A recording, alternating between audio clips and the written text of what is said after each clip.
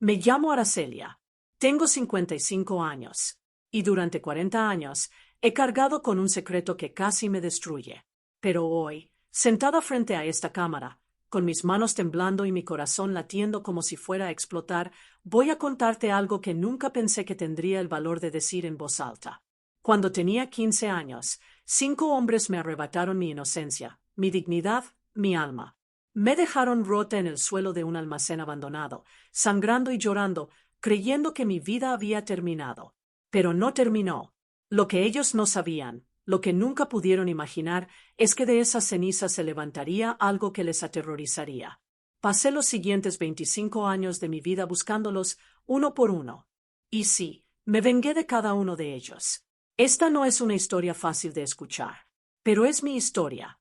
Y si has sufrido, si has sentido que la justicia nunca llega, si has querido rendirte, quédate conmigo, porque lo que voy a contarte es la prueba de que incluso del infierno más profundo se puede regresar.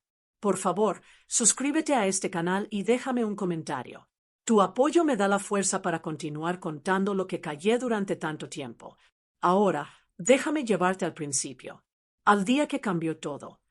Nací en un pequeño pueblo del interior, de esos lugares donde todos se conocen y los secretos son imposibles de guardar. O eso creía yo. Mi familia era humilde. Mi padre trabajaba en el campo, mi madre cosía ropa para las familias más acomodadas del pueblo, y yo era la mayor de 4 hermanos. A los 15 años, yo era una niña todavía. Usaba trenzas, vestidos que mi madre me hacía con retazos de tela, y soñaba con ser maestra. Me encantaba la escuela. Era mi escape de una casa donde el dinero siempre faltaba y las preocupaciones sobraban. Recuerdo exactamente cómo era yo entonces, delgada, con ojos grandes llenos de curiosidad, sonrisa fácil. Confiaba en la gente. Creía que el mundo era, en esencia, bueno. Qué ingenua fui. Aquel año, 1985, nuestro pueblo organizaba su feria anual en septiembre. Era el evento más importante: música, bailes, comida, vendedores ambulantes. Todo el pueblo se preparaba durante semanas. Yo había ahorrado durante meses para comprarme un vestido nuevo, uno azul cielo que había visto en la tienda de Doña Mercedes. Mi madre finalmente me dio permiso para ir a la feria con mis amigas Lucía, Marta y Sofía. Nos conocíamos desde la infancia, éramos inseparables. El plan era simple: ir a las 6 de la tarde, cuando la feria abría, y regresar a las 9, antes de que oscureciera completamente. Recuerdo ese día como si fuera ayer. El sol brillaba con una intensidad casi cruel. Hacía calor, ese calor sofocante de finales de verano que hace que el aire tiemble. Me puse mi vestido nuevo, mi madre me hizo 2 trenzas con cintas azules, y salí de casa sintiendo que volaba. La feria era un estallido de colores y sonidos. Música de banda sonaba desde los altavoces, niños corrían entre los puestos, el olor a churros y algodón de azúcar llenaba el aire. Mis amigas y yo nos tomamos de las manos y nos lanzamos a explorar cada rincón. Fue cerca de las 7 de la tarde cuando los vi por primera vez. 5 hombres, de entre 25 y 35 años, parados cerca del puesto de tiro al blanco. Uno de ellos, el que después supe se llamaba Rodrigo, me sonrió. No era una sonrisa amable. Era una sonrisa que me hizo sentir incómoda, como si me estuviera desnudando con la mirada. Aparté la vista rápidamente y jalé a Lucía hacia otro lado. ¿Qué pasa?, me preguntó. Nada, mentí. Vamos a ver las muñecas de trapo. Pero no podía sacudirme la sensación de que me estaban observando. Cada vez que miraba hacia atrás, ahí estaban, siguiéndonos, acercándose. A las 8:30, Marta dijo que tenía que irse temprano porque su padre era estricto. Sofía decidió acompañarla. Lucía y yo nos quedamos, prometiendo que nos iríamos en 15 minutos más. Esos 15 minutos determinaron el resto de mi vida. Lucía quería comprar un helado antes de irnos. El puesto de helados estaba en la parte trasera de la feria, cerca de donde terminaban las luces y comenzaba la oscuridad del campo. Debí haber dicho que no. Debí haber insistido en irnos. Pero era una niña, y quería complacer a mi amiga. Mientras Lucía hacía fila, yo esperaba a un lado. Fue entonces cuando uno de ellos se acercó. Era el más joven, creo que tendría unos 25 años. Cabello negro, dientes manchados por el tabaco, aliento a cerveza. Hola, preciosa, me dijo, demasiado cerca. ¿Estás solita? No, respondí, intentando sonar segura. Estoy con mi amiga. Qué lástima, dijo, y su sonrisa se ensanchó.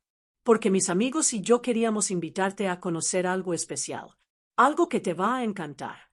No, gracias, dije, y di un paso atrás. Fue cuando sentí la mano en mi hombro. Me giré y vi a Rodrigo, el que me había sonreído antes. Pero ahora no sonreía. Su rostro era serio, amenazante. No seas grosera, niña, dijo en voz baja. Solo queremos ser amables contigo. Todo pasó tan rápido que mi cerebro no pudo procesarlo hasta que fue demasiado tarde. Rodrigo me agarró del brazo con fuerza, tanto que sentí que me iba a romper el hueso. El otro, el más joven, tapó mi boca con su mano sucia antes de que pudiera gritar. Me jalaron hacia atrás, hacia la oscuridad, lejos de las luces, lejos de Lucía, lejos de la seguridad. Intenté resistirme. Intenté patear, morder, hacer cualquier cosa. Pero eran dos hombres adultos contra una niña de 15 años que pesaba apenas 45 kilos. No tuve oportunidad. Los otros tres aparecieron como sombras.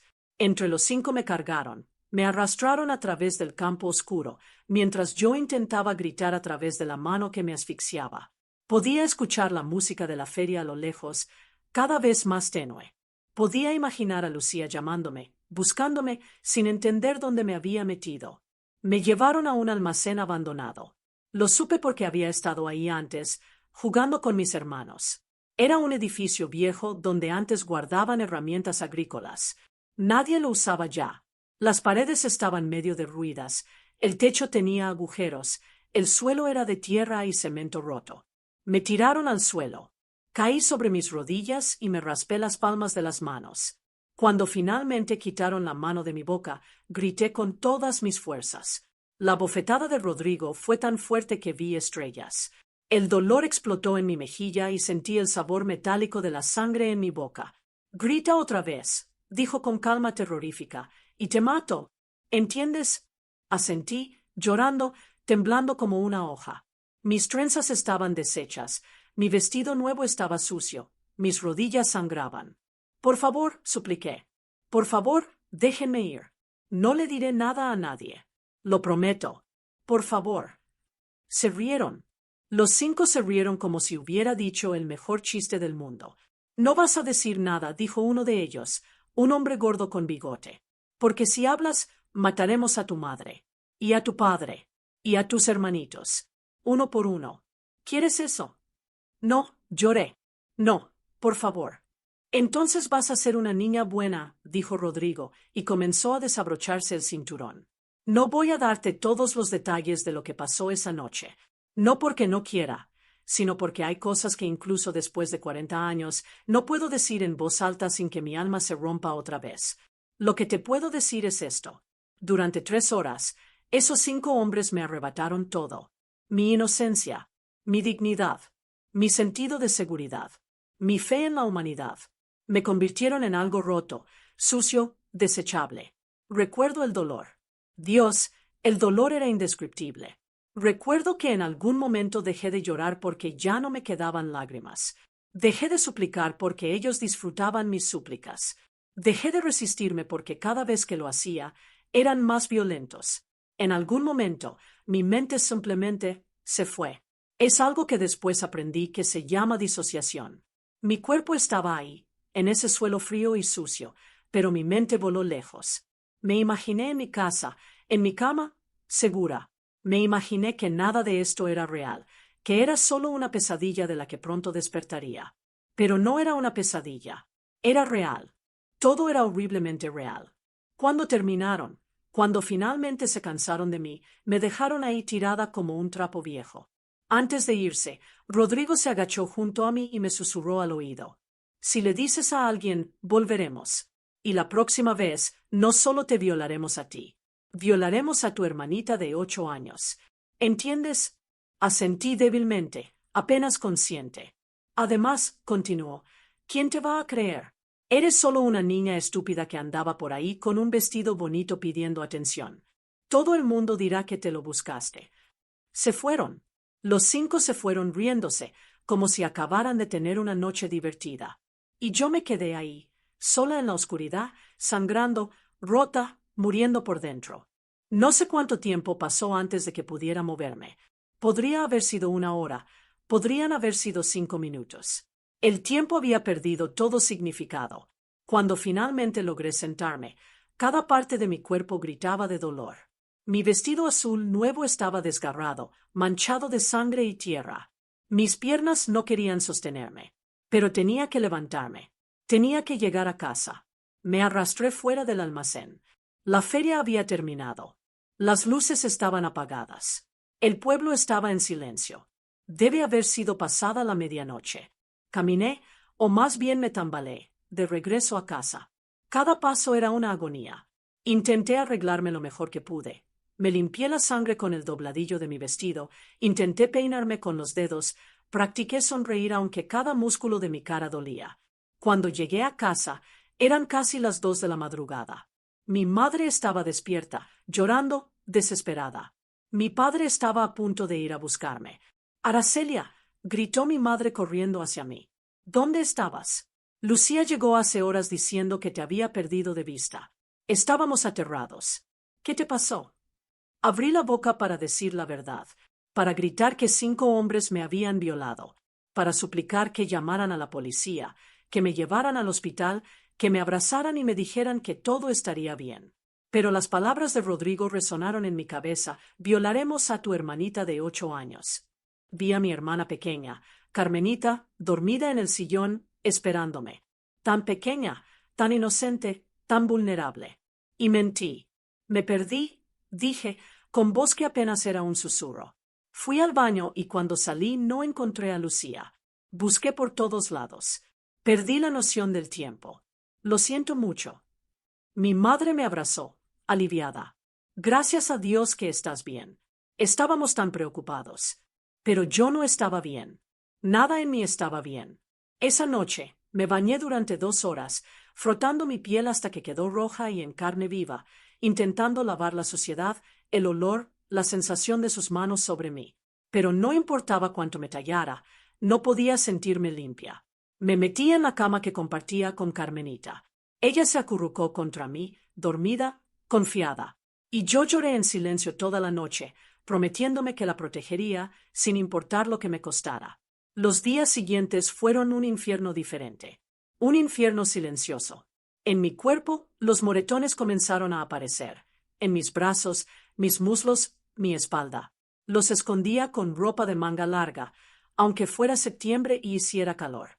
Las raspaduras en mis rodillas se infectaron, pero no podía decirle a mi madre cómo me las había hecho realmente. Lo peor era entre mis piernas. El dolor era constante, punzante. Sangraba, pero no podía decirlo. Tenía miedo de tener alguna enfermedad, de estar embarazada, de estar rota para siempre. Pero no podía ir al doctor. ¿Cómo explicaría mis heridas? Dejé de comer. La comida me daba asco. Mi madre se preocupaba. «Aracelia, tienes que comer algo. Te estás poniendo muy flaca». Pero yo no podía. Cada vez que intentaba comer, mi estómago se revolvía y vomitaba. Dejé de dormir. Cada vez que cerraba los ojos, estaba de vuelta en ese almacén. Podía sentir sus manos, escuchar sus risas, oler su aliento. Gritaba y me despertaba sudando, temblando. Mi hermana preguntaba: «¿Estás bien?» Y yo mentía. Sí, solo fue una pesadilla. Dejé de ir a la escuela. Inventaba dolores de cabeza, fiebres, cualquier excusa, porque sabía que ellos estaban ahí afuera, en el pueblo, caminando por las mismas calles que yo. Y si los veía, si me veían, no sabía qué haría. Mis amigas intentaban visitarme. Lucía especialmente se sentía culpable por haberme perdido en la feria. «Lo siento tanto, Aracelia. No debí dejarte sola ni un segundo». «No es tu culpa», le decía, y era verdad. No era culpa de nadie excepto de esos 5 monstruos. Pero no podía hablar con ellas. No podía mirarlas a los ojos sin ver la diferencia entre nosotras. Ellas seguían siendo niñas, inocentes, felices. Yo era otra cosa. Algo roto. Algo sucio. Poco a poco, me alejé de todos. Me convertí en un fantasma en mi propia casa.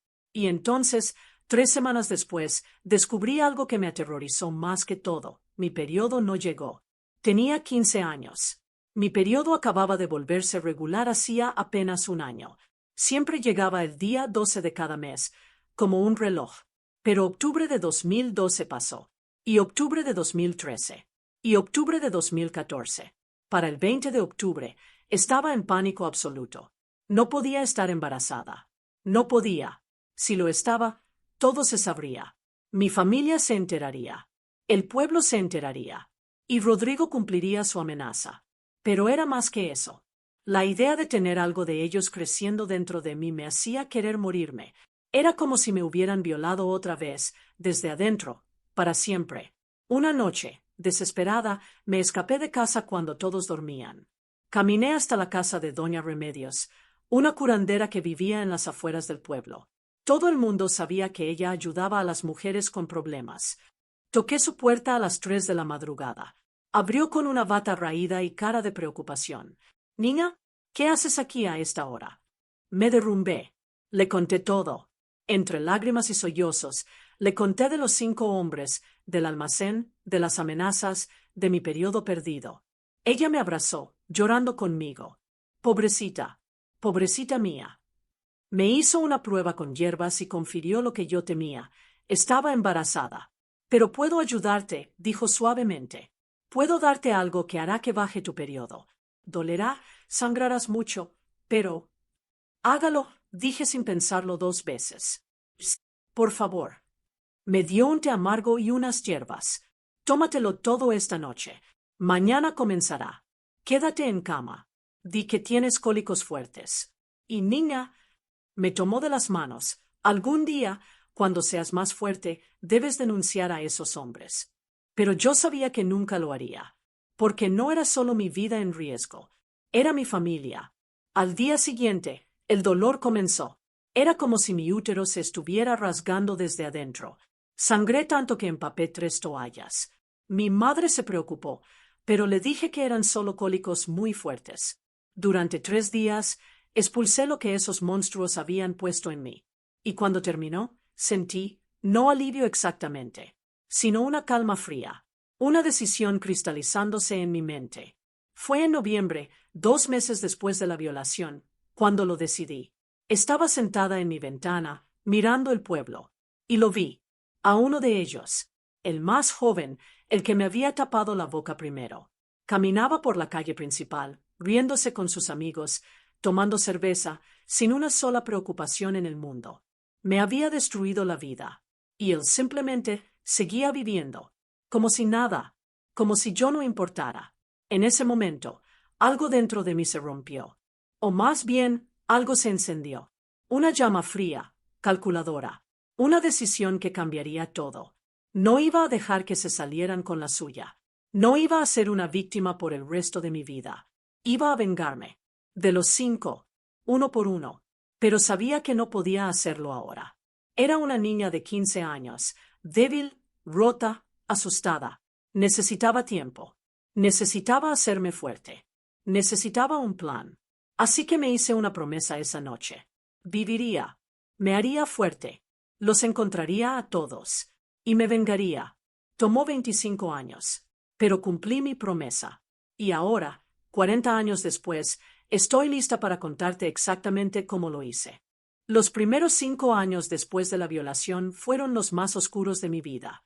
No porque fueran más dolorosos que la noche misma, sino porque fue cuando tuve que aprender a vivir con lo que había pasado. Tenía 15 años y estaba completamente rota. Pero tenía 3 opciones: morir, volverme loca o sobrevivir. Elegí sobrevivir. Pero apenas. Los primeros meses fueron un infierno de pesadillas, ataques de pánico y un miedo constante que me paralizaba. No podía salir de casa sin sentir que todos me miraban, que todos sabían lo que me había pasado. Veía a esos 5 hombres en cada esquina, en cada sombra. Mi familia notaba que algo estaba mal, pero yo seguía mintiendo. Estoy bien, mamá. Solo estoy cansada. Estoy bien, papá. Es solo que no me siento bien del estómago. Mentía tanto que eventualmente empecé a creer mis propias mentiras. En enero de 1986, 4 meses después de la violación, intenté suicidarme por primera vez. Había guardado las pastillas para dormir de mi abuela durante semanas. Una noche, cuando todos estaban durmiendo, me las tomé todas con un vaso de agua. 23 pastillas. Me acosté en mi cama, cerré los ojos y esperé a morir. Pensé, finalmente, se acabará el dolor. Pero mi hermana Carmenita se despertó en medio de la noche. Me vio pálida, sudando, respirando de manera extraña. Gritó por mis padres. Me llevaron corriendo al hospital. Me hicieron un lavado de estómago. Sobreviví. Cuando desperté al día siguiente, mi madre estaba junto a mi cama, llorando. ¿Por qué, Aracelia? ¿Por qué quisiste dejarnos? Y ahí, en ese momento, casi se lo dije todo. Casi le conté de los 5 hombres, del almacén, del bebé que había perdido. Pero entonces vi a Carmenita en la puerta, con sus ojos grandes llenos de lágrimas, y recordé las amenazas de Rodrigo. Lo siento, mamá, susurré. No sé qué me pasó. Me sentía tan triste, pero ya pasó. Te prometo que no volverá a pasar. Otra mentira. Pero esta vez, era verdad que no volvería a intentarlo. Porque me di cuenta de algo. Si moría, ellos ganaban. Los 5 monstruos que me habían violado ganarían. Seguirían viviendo sus vidas, riéndose, bebiendo, probablemente violando a otras niñas. Y yo estaría muerta. No, eso no podía pasar. Fue en ese hospital, con 15 años y medio, donde nació la verdadera semilla de mi venganza. No solo el deseo de cobrarme lo que me habían hecho, sino un plan real. Cuando salí del hospital, algo en mí había cambiado. El miedo seguía ahí, el dolor seguía ahí, las pesadillas seguían ahí. Pero ahora tenía un propósito. Lo primero que hice fue obligarme a volver a la escuela. Fue horrible. Cada día era una batalla contra el pánico, pero lo hice. Me gradué en 1987 con las mejores calificaciones de mi clase. No porque fuera especialmente inteligente, sino porque estudiar era la única manera de no pensar en aquella noche. Mi familia estaba orgullosa. Nuestra Aracelia va a ser maestra, decía mi padre con orgullo. Pero yo tenía otros planes. En 1988, a los 18 años, le dije a mis padres que había conseguido una beca para estudiar en la ciudad capital a 300 kilómetros de distancia. Era mentira. No había beca, pero había ahorrado cada centavo que pude durante 3 años trabajando en la tienda de Doña Mercedes. Me fui del pueblo. Dejé atrás a mi familia, mis amigas, todo lo que conocía, porque necesitaba alejarme de ese lugar donde todo me recordaba a ellos. Y porque necesitaba tiempo y espacio para convertirme en lo que necesitaba ser. En la ciudad, conseguí trabajo como mesera en un restaurante. Era un trabajo duro, mal pagado, pero me mantenía. Compartía un cuarto de minuto con otras 3 chicas. Comía una vez al día para ahorrar dinero. Pero no estaba ahí para vivir cómodamente. Estaba ahí para aprender. Durante el día trabajaba. Por las noches me dedicaba a mi verdadera educación. Aprendí defensa personal. Encontré un gimnasio de artes marciales en un barrio pobre. El instructor, un hombre mayor llamado Maestro Chen, notó algo en mí, una determinación feroz. Me aceptó aunque no podía pagar las clases completas. A cambio, limpiaba el gimnasio. Durante 2 años, entrené karate, jiu-jitsu, boxeo. Mi cuerpo, que había sido débil y frágil, se volvió fuerte. Aprendí a golpear, a derribar, a inmovilizar. Aprendí dónde golpear para causar máximo dolor. Aprendí dónde golpear para causar daño permanente. Aprendí dónde golpear para matar. Aprendí sobre venenos. En la biblioteca pública, leía todo lo que podía sobre toxicología, plantas venenosas, químicos. Aprendí que la ricina, extraída de las semillas de ricino, es uno de los venenos más mortales del mundo. Aprendí sobre la estricnina, sobre el arsénico, sobre docenas de sustancias que podían matar lenta o rápidamente. Aprendí sobre armas. No podía comprar una pistola legalmente, pero aprendí todo sobre ellas.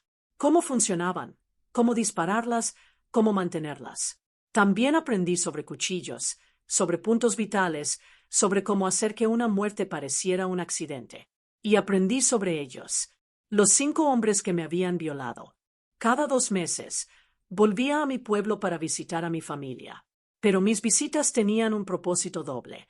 Mientras mi madre me alimentaba y mi padre me preguntaba sobre mis estudios, yo estaba reuniendo información. Discretamente, hablaba con la gente del pueblo. Hacía preguntas casuales. ¿Y qué fue del hijo de don José? Creo que se llamaba Rodrigo. Ah, sí, ese. Ahora trabaja en el aserradero de San Martín. Poco a poco, construí un perfil completo de cada uno de mis violadores. Rodrigo Méndez, 35 años en 1990. El líder. Casado, 3 hijos. Trabajaba en un aserradero. Bebía mucho. Golpeaba a su esposa. Todo el pueblo lo sabía, pero nadie hacía nada. Carlos el Gordo Ramírez, 38 años. Soltero. Vivía con su madre anciana. Trabajaba como mecánico. Tenía fama de mirar a las niñas jóvenes de manera inapropiada. Miguel Ángel Torres, 32 años. El más joven de los 5. Casado, sin hijos. Trabajaba en la construcción. Había sido arrestado 2 veces por peleas en bares. Fernando Gutiérrez, 41 años. Casado, 2 hijos. Dueño de una pequeña tienda de abarrotes. Respetado en el pueblo. Nadie sabría que era un monstruo. Daniel Morales, 45 años. Viudo. 3 hijas adolescentes. Trabajaba como chofer de autobús. Este me enfermaba especialmente. Tenía hijas. ¿Cómo podía haber violado a una niña cuando tenía hijas de mi edad? Los estudié como un biólogo estudia insectos. Aprendí sus rutinas, sus debilidades, sus miedos. Aprendí dónde vivían, dónde trabajaban, dónde bebían, con quién hablaban. Y mientras los estudiaba, planeaba. 5 hombres, 5 venganzas. Pero tenían que ser perfectas. No podía simplemente matarlos. Eso sería demasiado fácil. Demasiado rápido. No les haría sentir ni una fracción del dolor que me habían causado. No, tenía que ser más inteligente, más cruel, más justa. Decidí que Miguel Ángel sería el primero. No porque fuera el peor de los 5, sino porque era el más joven, el más descuidado, el más fácil de alcanzar. Pero incluso siendo el más fácil, me tomó 5 años de preparación. En 1990 tenía 20 años. Miguel Ángel tenía 32. Seguía trabajando en construcción, seguía bebiendo demasiado, seguía siendo el mismo basura que me había tapado la boca mientras los otros me violaban. Pasé los siguientes 5 años acechándolo. No constantemente, no obviamente, pero sí sistemáticamente. Cada vez que volvía al pueblo, lo observaba. Aprendí que bebía en el bar El Refugio todos los viernes.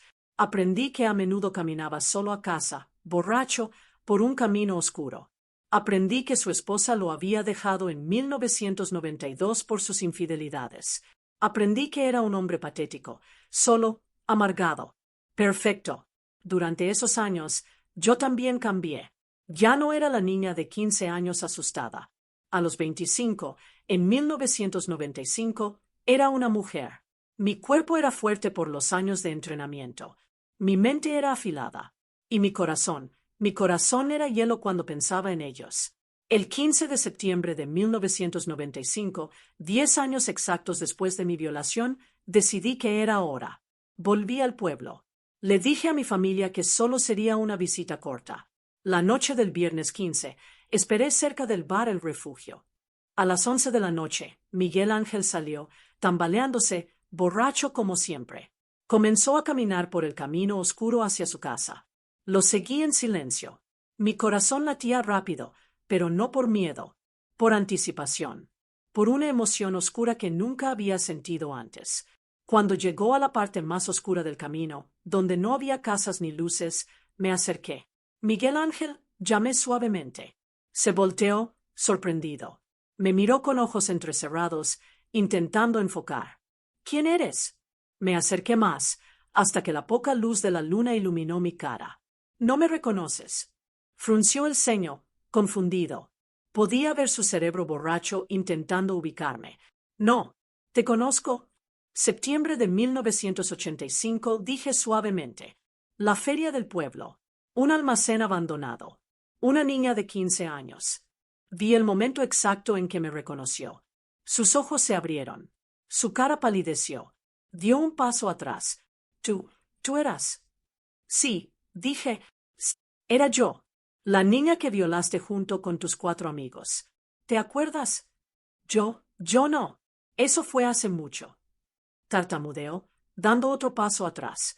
10 años, dije, avanzando. 10 años en los que pensé en ti todos los días. En lo que me hiciste. En cómo me destruiste. Mira, dijo, levantando las manos. Yo estaba borracho esa noche. No sabía lo que hacía. Lo siento, ¿ok? Lo siento mucho. Pero fue hace mucho tiempo. Deberías superarlo ya. ¿Superarlo? Algo dentro de mí se rompió. O más bien, se liberó. ¿Superarlo? Repetí, y mi voz era tan fría que él se estremeció. Tú me dices que lo supere. No quise decir. Comenzó. No lo dejé terminar. En un movimiento fluido que había practicado 1000 veces, saqué el cuchillo que llevaba escondido en mi chaqueta y lo lancé hacia él. No para matarlo. Todavía no. Sino para cortarle el brazo. Profundo. Gritó de dolor y sorpresa, agarrándose el brazo sangrante. Perra loca. ¿Qué hiciste? Es solo el comienzo, dije, avanzando hacia él. Mi entrenamiento tomó control. Cuando intentó golpearme, esquivé fácilmente. Cuando intentó correr, lo derribé con una patada en la parte trasera de la rodilla. Cayó de bruces en el camino de tierra. Antes de que pudiera levantarse, me monté sobre su espalda, torciendo su brazo herido detrás de él. Gritó de dolor. Hace 10 años, susurré en su oído, yo también estaba en el suelo así, indefensa, suplicando. ¿Te acuerdas? ¿Te acuerdas de cómo suplicaba que me dejaran ir? Por favor, lloró. Por favor, no me mates. Tengo familia. Tengo. Yo también tenía familia, dije. Tenía una vida. Tenía sueños. Y ustedes me lo arrebataron todo. Saqué de mi bolsillo una pequeña botella. La había preparado cuidadosamente. Era una mezcla de ácido diluido, no lo suficientemente fuerte para matar, pero sí para causar dolor insoportable. Esto, dije, mostrándole la botella, te va a doler. Mucho, pero no te va a matar. Porque la muerte sería demasiado fácil para ti. No, por favor, no, comenzó a suplicar. Vertí el contenido de la botella en su espalda a través de su camisa. El ácido comenzó a quemar. Sus gritos eran música para mis oídos. Durante 10 años había soñado con este momento. Y ahora, finalmente, estaba aquí. Pero no terminé ahí. Esperé hasta que sus gritos se convirtieron en sollozos. Hasta que el dolor del ácido en su espalda lo dejó débil y tembloroso. Entonces lo volteé. Su cara estaba llena de lágrimas y mocos. Patético. ¿Sabes qué es lo peor de todo? Le dije, arrodillada junto a él. Que después de violarme, Rodrigo me amenazó. Me dijo que si hablaba, violarían a mi hermanita de 8 años. Durante 10 años viví con ese miedo. Durante 10 años guardé silencio para protegerla. Lo siento, sollozó. Lo siento tanto. No, dije firmemente. No lo sientes. Si lo sintieras, te habrías entregado a la policía. Si lo sintieras, habrías intentado buscarme, disculparte, hacer algo. Pero no lo hiciste. Solo seguiste con tu vida como si nada. Saqué otro elemento de mi bolsillo. Era un trozo de papel. Esto, dije, es una confesión. Vas a firmarla. Vas a admitir lo que me hiciste en 1985. Vas a dar los nombres de los otros 4. Y vas a describir exactamente lo que hicieron. No puedo, dijo, sacudiendo la cabeza. Si hago eso, iré a la cárcel. Y si no lo haces, dije suavemente, sacando el cuchillo otra vez, haré que desees estar en la cárcel. Vi el cálculo en sus ojos. Dolor ahora versus cárcel después. El cobarde eligió evitar el dolor. Dame un bolígrafo, dijo finalmente. Le di un bolígrafo y sostuve el papel mientras él, con mano temblorosa, escribía su confesión. Nombres, fechas, detalles. Todo. Cuando terminó, tomé el papel y lo guardé cuidadosamente en mi chaqueta. Ahora, dije, viene la parte final. ¿Qué más quieres? Preguntó, aterrorizado. De mi bolsillo, saqué una jeringa. La había llenado cuidadosamente antes de venir. No era nada mortal, pero sí algo que lo dejaría gravemente enfermo durante semanas. Esto es un recordatorio, dije, para que cada día, Cuando te despiertes con dolor, recuerdes lo que me hiciste. No, por favor. No escuché sus súplicas. Clavé la jeringa en su brazo e inyecté el contenido. Luego me levanté, lo miré una última vez, y dije, si le cuentas a alguien sobre esto, enviaré tu confesión a la policía. Y no solo irás a la cárcel, sino que me aseguraré de que todos en el pueblo sepan qué clase de monstruo eres. Tu familia, tus amigos, todos sabrán. ¿Entiendes? Asintió débilmente, llorando. Uno más, dije, más para mí misma que para él. 4 más por hacer. Y me fui, dejándolo ahí en el camino oscuro, sangrando, quemado, envenenado. Vivo, pero sufriendo. Exactamente como yo había sufrido durante 10 años. Caminé de regreso a la casa de mis padres en estado de shock. No por lo que había hecho, sino por cómo me sentía después de hacerlo. Esperaba sentir satisfacción. Esperaba sentir alegría. Esperaba sentir que finalmente, después de 10 años, había recuperado algo de poder. Y si sentía todo eso, pero también sentía vacío, porque me di cuenta de que ninguna cantidad de venganza borraría lo que me habían hecho. Ninguna cantidad de dolor que yo causara les devolvería mi inocencia, mi paz, mi capacidad de confiar en la gente. Pero ya había empezado. Y no iba a parar. A la mañana siguiente, me enteré por los chismes del pueblo que habían encontrado a Miguel Ángel tirado en el camino, herido y enfermo. Lo llevaron al hospital. Los doctores dijeron que había sido atacado, probablemente durante un robo. Miguel Ángel no dijo nada diferente. No mencionó mi nombre. No describió lo que realmente había pasado, porque sabía que si lo hacía, su vida sería destruida de formas peores que cualquier herida física.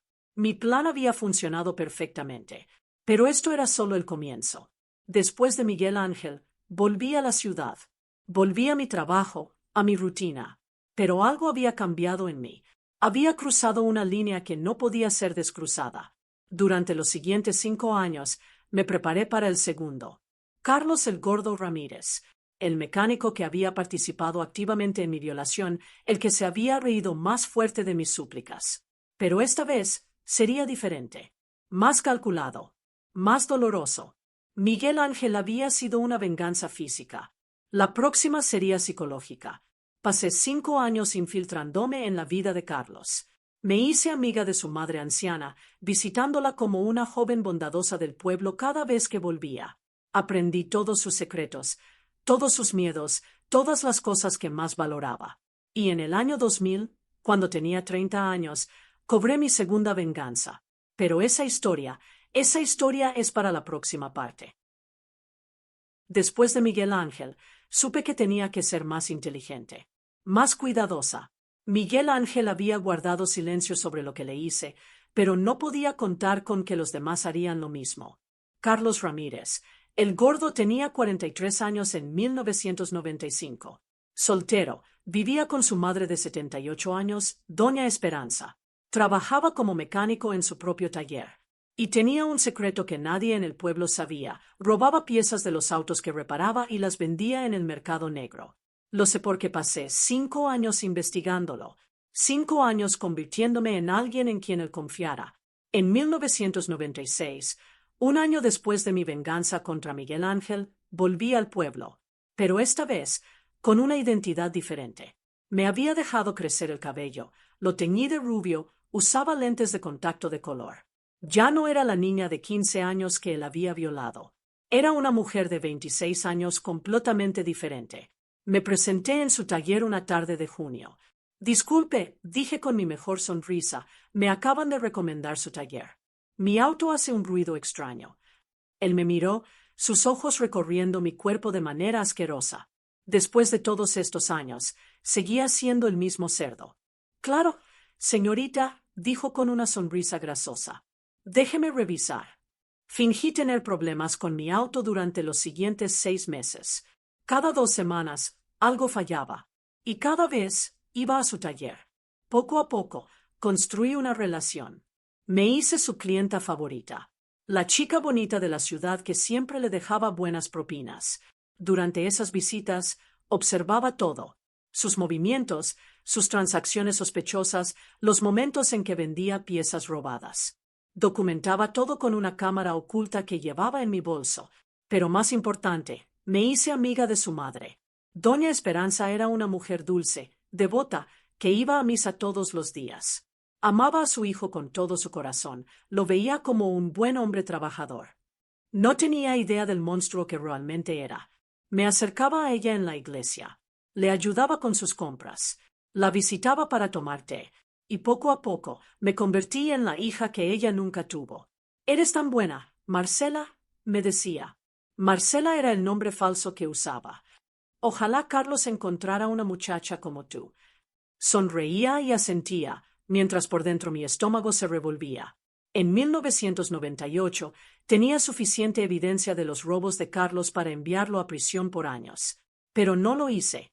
Todavía no, porque tenía un plan mejor. Ese año, casualmente mencioné a doña Esperanza que mi primo trabajaba en un banco y estaba buscando invertir en negocios locales. «¿Tu hijo estaría interesado en expandir su taller?», pregunté inocentemente. Los ojos de doña Esperanza se iluminaron. «Oh, sería maravilloso. Carlos siempre ha soñado con tener un taller más grande». Organicé una reunión entre Carlos y mi supuesto primo, quien en realidad era un actor que contraté, y le pagué bien para el papel. Le ofrecimos a Carlos un préstamo de 500,000 pesos para expandir su negocio. Con solo una condición: tenía que poner su casa como garantía. La casa donde vivía con su madre. Carlos, ambicioso y codicioso, aceptó sin pensarlo 2 veces. Durante los siguientes 2 años, 1998 a 2000, Carlos expandió su taller. Contrató más empleados, compró más equipo, se sintió como el rey del mundo. Pero yo controlaba todo desde las sombras. Mi primo revisaba las finanzas, las decisiones importantes, todo. Y lentamente, sistemáticamente, empecé a sabotear el negocio. Clientes importantes misteriosamente cancelaban. Equipo caro se rompía. Empleados se iban. Y el dinero empezó a desaparecer. Para el año 2000, el taller de Carlos estaba en bancarrota total. Y entonces demandé el pago del préstamo. Era marzo del 2000. Carlos tenía 48 años. Yo tenía 30. Mi primo llegó al taller con documentos legales. Carlos debía 500,000 pesos más intereses. No podía pagar. «Lo siento, señor Ramírez», dijo el actor firmemente. «Pero según el contrato, tendremos que ejecutar la garantía. Su casa será embargada». Vi el color desaparecer del rostro de Carlos. «No, no pueden hacer eso. Mi madre vive ahí. Es una anciana. ¿Dónde va a vivir?». «Debió pensar en eso antes de firmar el contrato», respondió el actor. Carlos intentó suplicar, negociar, pero era inútil. El contrato era legal, vinculante, inquebrantable. 2 semanas después, los oficiales llegaron a embargar la casa. Doña Esperanza, mi dulce doña Esperanza que me había tratado como una hija, estaba devastada. No entendía cómo su hijo había podido ser tan irresponsable. No entendía cómo lo había perdido todo. La ayudé, por supuesto. Le conseguí un pequeño apartamento. Me aseguré de que estuviera cómoda, porque ella era inocente en todo esto. Pero Carlos perdió todo. Su taller, su casa, su reputación. Y entonces, cuando estaba en su punto más bajo, envié la evidencia de sus robos a la policía. Fue arrestado en abril del 2000, sentenciado a 5 años de prisión. El día antes de que se lo llevaran, lo visité en la estación de policía. Pedí hablar con él en privado, diciendo que era su amiga Marcela que quería despedirse. Cuando entramos a la sala de visitas, cerré la puerta. Me senté frente a él, y lentamente me quité los lentes de contacto, revelando mis ojos verdaderos. Me quité la peluca rubia, mostrando mi cabello oscuro. Vi cómo su rostro cambiaba. Confusión, después reconocimiento, después horror absoluto. «Tú», susurró. «Tú eres la niña del almacén», dije suavemente. Septiembre de 1985. «¿Te acuerdas ahora?». Su cara se puso blanca como papel. «No, no puede ser. Todo esto, continué, fue para ti. 5 años planeando tu destrucción. Y funcionó perfectamente. Perdiste tu negocio, tu casa, tu libertad. Vas a ir a prisión donde, curiosamente, muchos de los prisioneros tienen hijas. Me pregunto qué pensarán cuando se enteren de que violaste a una niña de 15 años. No les dirás. Comenzó, aterrorizado. Saqué un sobre. Contenía copias de la confesión de Miguel Ángel, fotos mías de cuando tenía 15 años y una descripción detallada de lo que los 5 me hicieron. Esta información llegará a ciertos prisioneros, dije, a menos que me des lo que quiero, una confesión firmada. Igual que Miguel Ángel. No tuvo opción. Con manos temblorosas, escribió su confesión. Nombres, fechas, detalles. 2 menos, dije cuando terminó. 3 por hacer. Me levanté para irme, pero él me llamó. ¿Por qué? Preguntó, llorando. ¿Por qué no simplemente nos mataste? Habría sido más misericordioso. Me giré y lo miré con frialdad absoluta. Porque yo no tuve misericordia. Porque durante 15 años he vivido con lo que me hicieron. Ahora ustedes vivirán con las consecuencias. Muerte sería demasiado fácil. Quiero que sufran. Que vivan con el miedo, con la pérdida, con el dolor. Igual que yo. Lo dejé ahí, llorando en esa celda. Nunca volví a verlo. Pero me enteré después que en prisión alguien descubrió su pasado. Lo golpearon tan brutalmente que quedó ciego de un ojo y con daño cerebral permanente. Cuando salió en 2005, era una sombra. Su madre había muerto mientras él estaba adentro.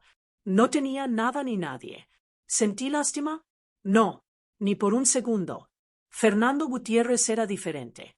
A diferencia de Miguel Ángel y Carlos, Fernando era respetable. Dueño de una tienda de abarrotes, casado con una mujer devota, padre de 2 hijos. Iba a misa, donaba a la caridad, sonreía a todo el mundo. Por fuera era el ciudadano modelo. Por dentro era un monstruo que había violado a una niña de 15 años. Su destrucción tomó otros 5 años, pero valió cada segundo. En el 2000 me convertí en su nueva vecina. Compré la casa junto a la suya usando dinero que había ahorrado durante años. Me presenté como Laura Jiménez, una profesora viuda que buscaba paz en un pueblo pequeño. Su esposa, doña Marta, me recibió con los brazos abiertos. Qué bueno tener una vecina agradable, especialmente otra mujer educada. Me hice su mejor amiga. Tomábamos café juntas. Compartía mis problemas con ella. La escuchaba hablar de su vida perfecta con su esposo maravilloso. Si tan solo supiera. Durante 5 años me infiltré en sus vidas completamente. Me convertí en parte de la familia. Su hijo mayor, Roberto, de 20 años, incluso empezó a verme como una tía. Y fue a través de Roberto que descubrí el secreto de Fernando. Tenía una amante, una mujer de 25 años en el pueblo vecino. Y no solo eso, había tenido un hijo con ella, un niño de 3 años que mantenía en secreto. Perfecto, pero no me detuve ahí. Seguí investigando. Y descubrí algo peor. Fernando había estado desviando dinero de la tienda familiar para mantener a su amante. Miles de pesos que deberían haber sido para su familia. Y descubrí algo aún peor. Había estado acosando sexualmente a las empleadas jóvenes de su tienda. 3 chicas diferentes, todas menores de 18 años, me contaron, después de que gané su confianza, que Fernando había intentado tocarlas inapropiadamente. Este hombre no había cambiado nada en 15 años. Seguía siendo un depredador. En el 2004, después de 4 años de recolectar evidencia, estaba lista. Primero, contraté a un investigador privado para documentar la relación de Fernando con su amante. Fotos de ellos juntos, del niño, de Fernando entrando y saliendo de su casa. Todo. Segundo, conseguí las declaraciones firmadas de las 3 empleadas que había acosado. Les prometí protección y anonimato. Les prometí justicia. Tercero, contraté a un contador forense para revisar los libros de la tienda. Documentó cada peso que Fernando había robado de su propio negocio familiar. Y finalmente, en marzo del 2005, lo revelé todo. Envié paquetes anónimos a su esposa Marta, sus 2 hijos, el sacerdote de la iglesia, el periódico local, la policía. Cada paquete contenía fotos, documentos, evidencia irrefutable de quién era realmente Fernando Gutiérrez. Vi todo desarrollarse desde mi ventana. Primero llegó su esposa a casa, después de recoger el correo. La vi abrir el sobre. Vi su cara cambiar de confusión a soca, horror, a furia. Los gritos comenzaron. Podía escucharlos a través de las paredes. 15 años. 15 años de mentiras. Fernando intentó negar, explicar, pero la evidencia era incontrovertible. Esa misma tarde, Marta lo echó de la casa. Literalmente tiró su ropa a la calle. Al día siguiente, el periódico local publicó el artículo: comerciante respetado acusado de infidelidad, robo y acoso sexual. El pueblo que lo había venerado lo destruyó en horas. Su tienda fue boicoteada. Sus amigos lo abandonaron. La iglesia lo denunció públicamente. Sus hijos dejaron de hablarle. Su esposa pidió el divorcio y se quedó con todo. Y las 3 empleadas que había acosado finalmente presentaron cargos. Con mi evidencia respaldándolas, Fernando fue arrestado. Pero antes de que lo arrestaran, hice una última visita. Toqué a su puerta. Estaba solo, borracho, destruido. Cuando abrió, tardó un momento en reconocerme, pero cuando lo hizo, vi el terror en sus ojos. «¿Tú hiciste esto?», susurró. «¿Fuiste tú?». «Sí», dije simplemente. «Igual que tú me hiciste algo a mí hace 20 años. Era solo una estúpida niña». Comenzó. No lo dejé terminar. Le di una bofetada tan fuerte que lo hizo caer. «Y tú eras un hombre adulto que violó a esa estúpida niña», dije. «Ahora el mundo entero sabe qué clase de basura eres». Le di su confesión para firmar. Como los otros, no tuvo opción. 3 menos, dije cuando terminó. 2 por hacer. Daniel Morales era el que más me enfermaba, porque tenía 3 hijas, adolescentes cuando me violó, ahora en sus años 30. ¿Cómo podía un padre de niñas hacer lo que me hizo? Su venganza fue la más personal, la más calculada y la más devastadora. Daniel había enviudado en 1992. Sus 3 hijas ya eran adultas para el 2005, todas casadas con familias propias. Él vivía solo, trabajaba como chofer de autobús, parecía un abuelo inofensivo. Pero yo sabía la verdad. Me tomó 5 años más, pero lo destruí de una manera que nunca vio venir, a través de sus hijas. Me hice amiga de su hija mayor, Patricia, en el 2005. Trabajábamos en la misma empresa. Yo había conseguido el trabajo específicamente para acercarme a ella. Durante 5 años construí una amistad. Conocí a sus hermanas, Ana y Lucía. Las 3 me adoraban. Me veían como una hermana mayor, una confidente. Y lentamente, en conversaciones casuales, empecé a plantar semillas. Tu papá siempre fue tan protector contigo cuando eras adolescente. Nunca tuviste miedo cuando tus amigas iban a tu casa. Es extraño, pero tu papá me mira de una manera que me hace sentir incómoda. Las preguntas eran sutiles, pero poderosas. Comenzaron a hacer que las 3 hermanas pensaran, recordaran, cuestionaran cosas que habían ignorado o reprimido. Y entonces, en el 2009, durante una cena familiar a la que fui invitada, Patricia hizo una pregunta. «Papá», dijo, «¿alguna vez tocaste inapropiadamente a alguna de mis amigas cuando éramos adolescentes?». El silencio en la mesa fue ensordecedor. Daniel palideció. «¿Qué? ¿De qué hablas?». Laura me hizo pensar, continuó Patricia, mirándome, y recordé cosas. Como mi amiga Sofía dejó de venir a casa de repente. Como María siempre parecía incómoda cerca de ti. Y empecé a preguntarles. Mi corazón latía rápido. Esto no había sido parte del plan original, pero estaba funcionando mejor de lo esperado. «Y 3 de mis amigas me confesaron que tú las tocaste», terminó Patricia, con lágrimas en los ojos. «Cuando teníamos 14, 15 años. Dijeron que tenían miedo de decir algo porque creían que nadie les creería». Las otras 2 hijas miraron a su padre con horror. Daniel intentó negar, pero su cara lo delataba. La culpa estaba escrita en cada arruga. La familia de Daniel se desintegró esa noche. Sus 3 hijas lo confrontaron con años de sospechas reprimidas, de señales que habían ignorado, de amigas que habían sido victimizadas. Lo echaron de sus vidas. Completamente. No solo dejaron de hablarle, sino que lo denunciaron públicamente. Una de las víctimas, ahora de 35 años, finalmente tuvo el valor de presentar cargos. Pero yo quería más. Quería su confesión. Una noche de diciembre del 2010, fui a su apartamento. Vivía solo ahora, abandonado por todos. Cuando abrió la puerta y me vio, no mostró sorpresa. Era como si hubiera estado esperándome. Tú eres la del almacén, dijo simplemente. No era una pregunta. Sí, dije. Sabía que algún día pagaríamos, continuó, dejándome entrar. Después de que Miguel Ángel terminó en el hospital, después de que Carlos fue a prisión, después de que Fernando perdió todo, sabía que alguien venía por nosotros. ¿Y aún así no confesaron? ¿No se entregaron?, pregunté. Somos cobardes, dijo con una risa amarga. Todos lo somos. Cobardes que arruinaron la vida de una niña y luego siguieron viviendo como si nada.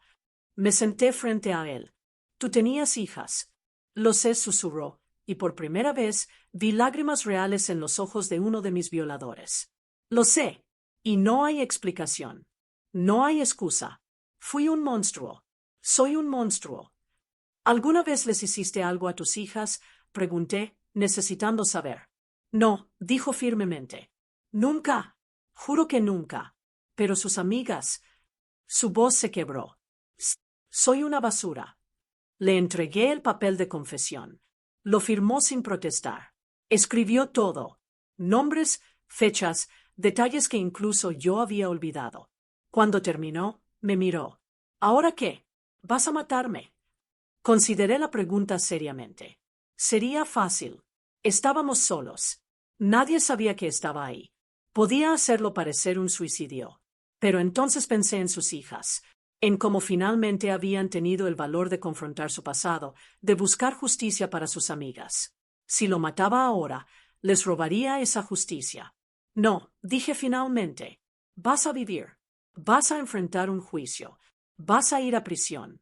Y vas a pasar cada día ahí recordando lo que hiciste. A mí, a las amigas de tus hijas, a quien sea que hayas lastimado. Esa es tu condena. Me levanté para irme. Lo siento, dijo detrás de mí. Sé que no significa nada, pero lo siento. Me detuve en la puerta, sin volverme. Tienes razón, dije. No significa nada. Daniel fue a juicio en 2011. Fue sentenciado a 15 años. Sus hijas nunca lo visitaron. 4 menos. 1 por hacer. Rodrigo Méndez. El líder. El que me amenazó. El último. Como convertí sus vidas en infiernos vivientes, exactamente como ellos convirtieron la mía. ¿Me siento orgullosa de lo que hice? A veces sí. A veces no. A veces me despierto en medio de la noche y me pregunto si me convertí en el mismo tipo de monstruo que ellos eran. Si cruzar esas líneas me cambió de maneras irreversibles. Pero entonces recuerdo. Recuerdo aquella noche en 1985. Recuerdo el dolor, el terror, las amenazas. Recuerdo los 15 años que viví con miedo, con vergüenza, con rabia contenida. Y entonces sé que, sin importar lo que hice, ellos lo merecían. Por favor, suscríbete a este canal si no lo has hecho. Dale like a este video. Y por favor, déjame un comentario. ¿Fui demasiado lejos? ¿O no fui lo suficientemente lejos? ¿Crees en la venganza o en el perdón? No hay respuestas correctas. Solo quiero saber que no estoy sola en este viaje. Después de Daniel en 2010, solo quedaba uno. Rodrigo Méndez. Tenía 60 años. Yo tenía 40. Habían pasado 25 años desde aquella noche. Un cuarto de siglo. Y finalmente, estaba lista para enfrentar al demonio más grande de todos. Pero Rodrigo era diferente a los otros. Era más inteligente, más cauteloso. Y después de que 4 de sus cómplices cayeron uno por uno en circunstancias misteriosas, sabía que alguien venía por él. En 2010, cuando busqué información sobre él, descubrí que había desaparecido del pueblo. Había vendido su casa, dejado su trabajo en el aserradero, y simplemente se había ido, sin decirle a nadie a dónde, ni siquiera a su propia familia. Su esposa, con quien había estado casado durante 35 años, me dijo, cuando la visité haciéndome pasar por una antigua amiga de Rodrigo, se fue hace 6 meses. Dijo que tenía que irse por trabajo. Envía dinero, pero no dice dónde está. Ni siquiera mis hijos saben dónde encontrarlo. El cobarde estaba huyendo. Pero yo no había pasado 25 años planeando mi venganza para dejarlo escapar ahora. Los siguientes 5 años, de 2010 a 2015, los pasé cazándolo. Contrató investigadores privados, hackers, rastreé cada transferencia bancaria, cada llamada telefónica, cada señal de su existencia. Fue caro. Gasté todos mis ahorros, pero no me importó. Finalmente, en marzo de 2015, lo encontré. Estaba viviendo en una ciudad a 800 kilómetros de distancia, bajo un nombre falso, Ricardo Martínez. Trabajaba como guardia de seguridad nocturno en un centro comercial. Vivía solo en un apartamento pequeño. Después de 30 años de matrimonio, había abandonado a su familia completamente. Probablemente por miedo. Probablemente sabiendo que eventualmente yo vendría. Y tenía razón. Era septiembre de 2015, exactamente 30 años después de mi violación. Tenía 45 años. Rodrigo tenía 65. Lo observé durante semanas antes de acercarme. Aprendí su rutina. Trabajaba de noche, dormía de día, compraba comida en el mismo supermercado, nunca hablaba con nadie. Vivía como un fantasma, escondido, paranoico. Una noche de septiembre, cuando salía de su turno a las 6 de la mañana, lo esperé en el estacionamiento. Cuando me vio, su cara mostró reconocimiento inmediato. A pesar de 30 años, a pesar de que yo era ahora una mujer de 45 años, me reconoció. Hola, Rodrigo, dije calmadamente. O debería decir, Ricardo. Dio un paso atrás, buscando su arma de guardia. Pero yo fui más rápida. Saqué mi propia pistola, un arma que finalmente había aprendido a usar legalmente después de obtener todos los permisos necesarios. No hagas movimientos estúpidos, dije. Solo quiero hablar. Hablar, dijo con una risa amarga. Destruiste a los otros 4. ¿Crees que no sé que fuiste tú? Bien, dije, entonces sabes por qué estoy aquí. Por venganza, escupió. Por algo que pasó hace 30 años. ¿No puedes dejarlo ir? No puedes simplemente seguir con tu vida. Algo dentro de mí explotó. Seguir con mi vida, grité, y vi cómo se encogió. Tú destruiste mi vida. Tú y tus 4 amigos me violaron cuando tenía 15 años. Me amenazaste con violar a mi hermana si hablaba. Durante 30 años, he vivido con esa noche en mi cabeza. Cada maldito día. Éramos jóvenes, intentó justificar. Estábamos borrachos. No pensamos. Tenías 35 años, lo interrumpí. Yo tenía 15. No eras joven. Eras un hombre adulto que eligió violar a una niña. No me hables de juventud o alcohol. Hiciste una elección. Y ahora vas a pagar por ella. ¿Qué quieres? Preguntó, con miedo real en su voz. ¿Dinero? ¿Una disculpa? ¿Qué? Quiero que sufras, dije simplemente. Igual que yo sufrí. Sube a tu auto. Vamos a dar un paseo. Lo forcé a conducir de regreso a nuestro pueblo natal. Todo el viaje, 800 kilómetros, 10 horas, con mi pistola apuntándole. Hablamos durante ese viaje. O más bien, lo forcé a hablar. Cuéntame, dije. ¿Por qué lo hiciste? ¿Por qué yo? Lloró mientras conducía. No lo sé. Estábamos bebiendo. Los muchachos empezaron a hablar de ti, de lo linda que eras. Uno dijo que deberíamos, y la idea simplemente escaló. Fue estúpido. Fue horrible. Lo sé. ¿Cuántas otras? Pregunté. Antes de mí, después de mí. ¿Cuántas otras niñas? Se quedó en silencio por un largo momento. 2 antes de ti. Ninguna después. Sentí náuseas. ¿Dónde están? ¿Qué les pasó? No lo sé, susurró. Se fueron del pueblo. Nunca hablaron. Igual que pensamos que tú nunca hablarías. 3 niñas. Al menos 3 niñas que estos monstruos habían violado. Y probablemente más que Rodrigo no quería admitir. Llegamos, dije cuando entramos al pueblo. Conoces el camino. Llévame al almacén. Su cara se puso blanca. No, por favor. Llévame al almacén, grité. Con manos temblorosas, condujo hasta el almacén abandonado donde me habían violado 30 años antes. Seguía ahí, más deteriorado, pero todavía en pie. Sal, ordené. Entramos al almacén. Todo se veía igual. El mismo suelo de tierra y cemento, las mismas paredes medio derruidas, el mismo techo con agujeros. Aquí, dije, señalando un lugar en el suelo. Aquí es donde me tiraron. ¿Te acuerdas? Sí, susurró. Aquí es donde pasé las peores 3 horas de mi vida, continué, mi voz temblando a pesar de mi intento de controlarme. Aquí es donde 5 hombres adultos violaron a una niña de 15 años. Aquí es donde perdí mi inocencia, mi seguridad, mi capacidad de confiar en la gente. Lo siento, lloró. Lo siento tanto. Si pudiera retroceder el tiempo. Pero no puedes, dije. Acuéstate. Ahí, donde yo estuve. ¿Qué? Acuéstate, ordené, apuntándole con la pistola. Se acostó, temblando. Y por un momento, lo miré. Este hombre patético de 65 años, llorando, aterrorizado, exactamente como yo había estado 30 años antes. Tenía el poder ahora. Tenía la pistola. Tenía todo. Podía hacer lo que quisiera con él. Podía matarlo. Dispararle ahí mismo, en el mismo lugar donde me había destruido. Nadie sabría. Nadie me buscaría. Sería justicia perfecta. Levanté la pistola. Apunté a su cabeza. Y entonces pasó algo que no esperaba.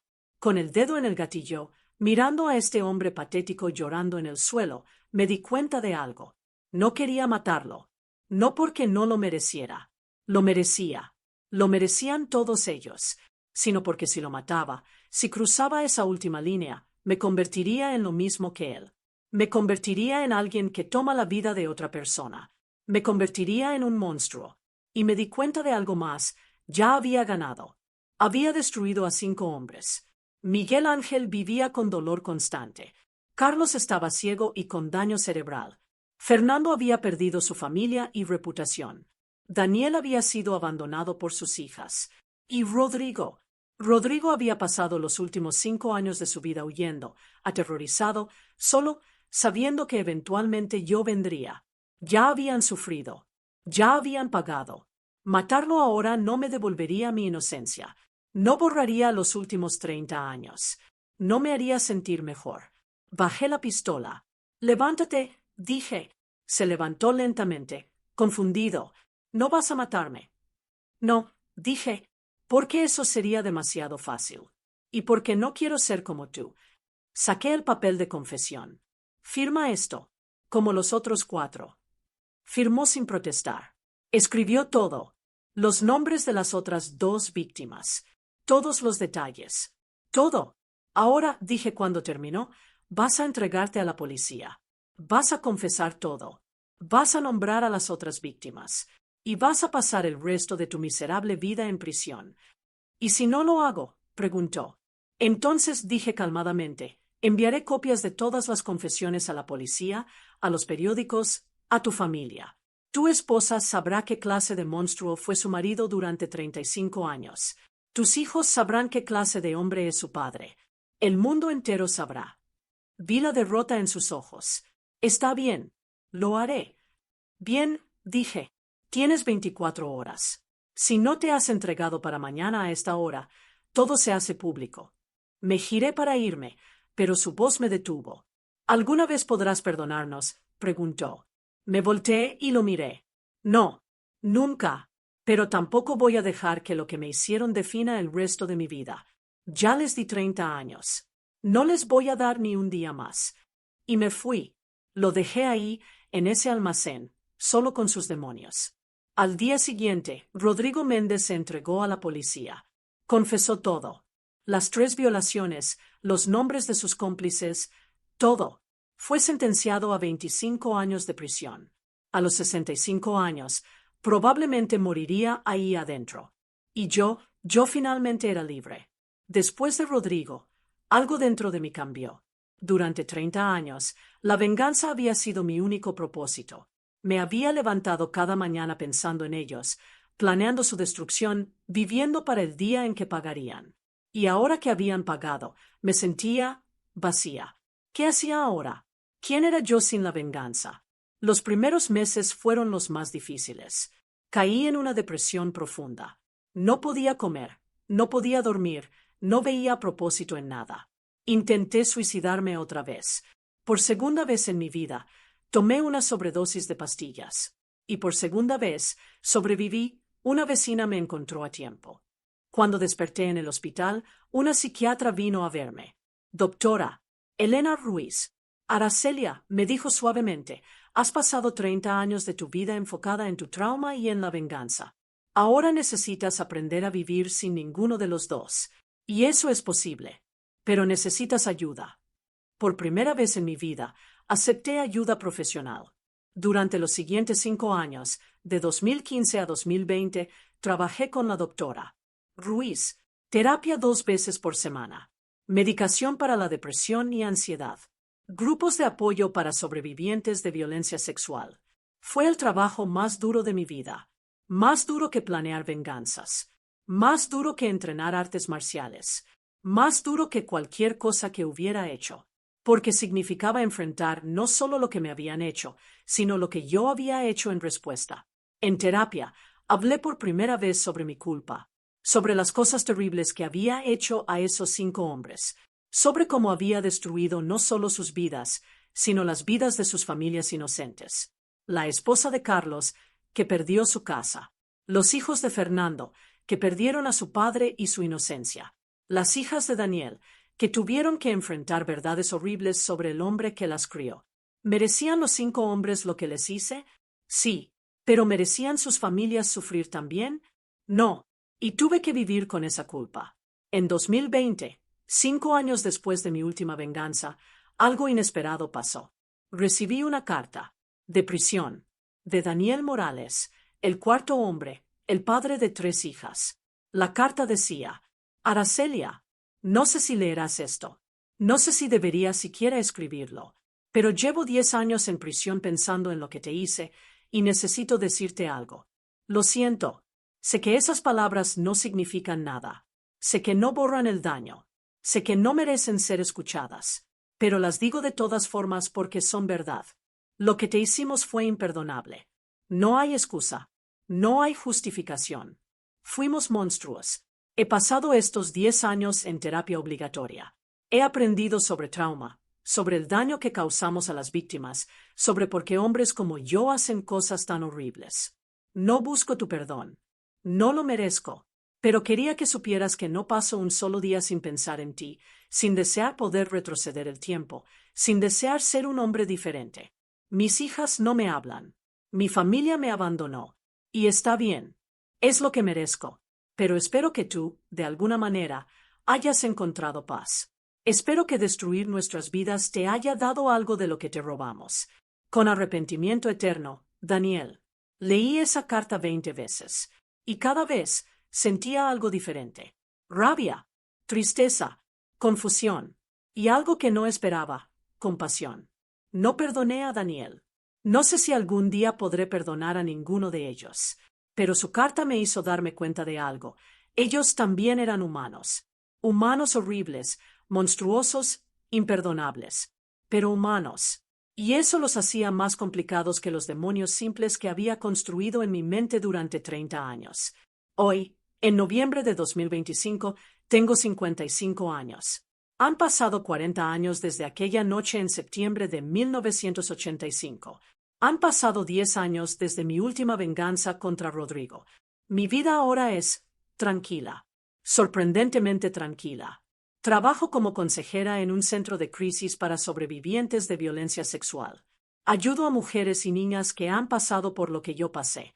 Les digo que pueden sobrevivir, que pueden sanar, que no están solas. No les digo sobre mi venganza. Eso es un secreto que cargo sola. Tengo una pareja ahora, por primera vez en mi vida. Una mujer maravillosa llamada Carmen que conocí en terapia grupal. Ella también es sobreviviente. Nos entendemos de maneras que nadie más puede. Reconstruí mi relación con mi familia. Mi hermana Carmenita, ahora de 48 años, finalmente supo la verdad hace 2 años. Lloró durante horas. Me abrazó y me dijo: ojalá me hubieras dicho. Te habría creído. Te habría ayudado. Lo sé, le dije.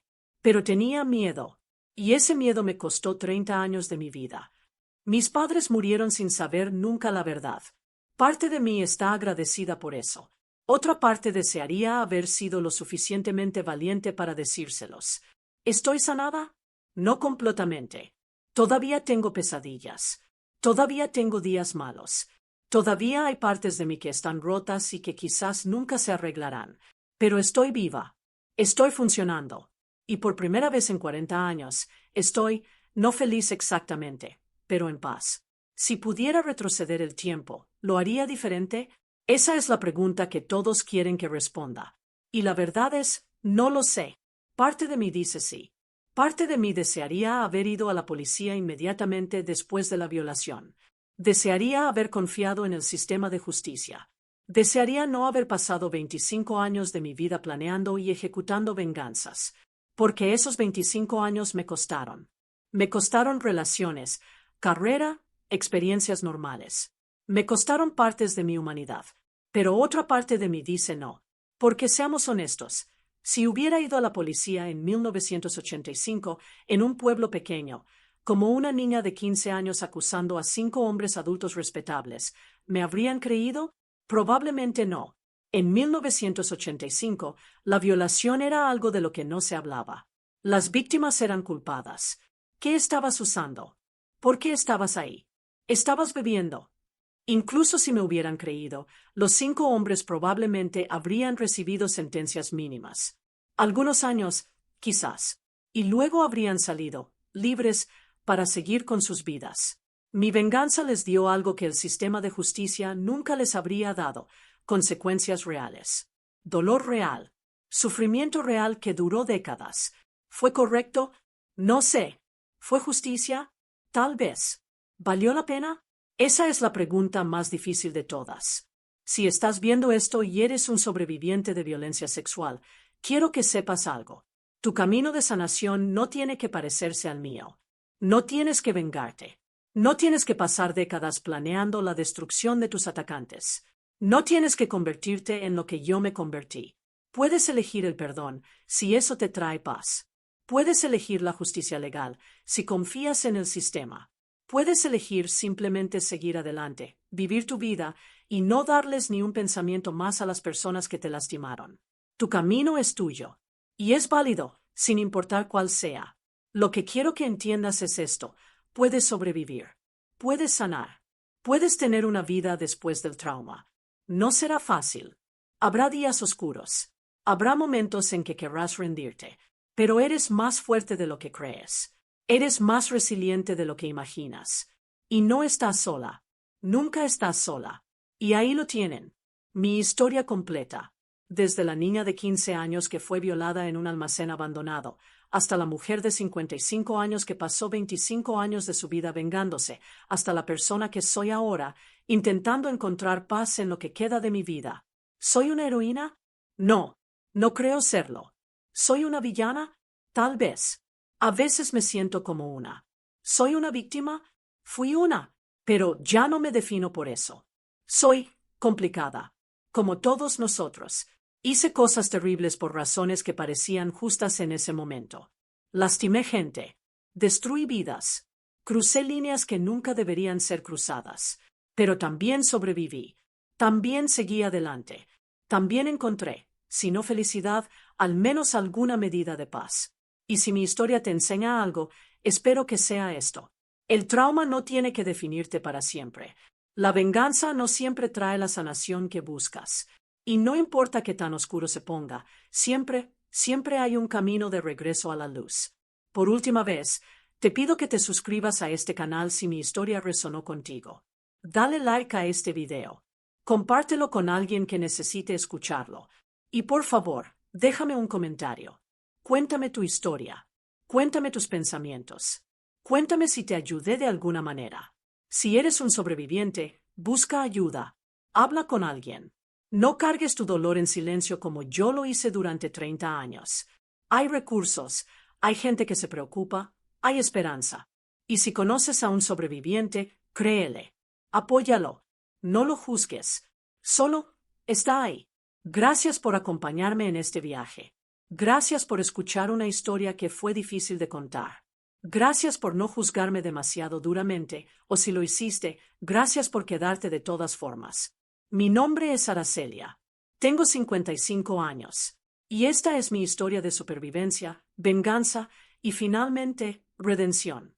Que encuentres tu propia paz, sea cual sea el camino que elijas. Adiós. La cámara se apaga lentamente mientras Aracelia limpia sus lágrimas y sonríe tristemente.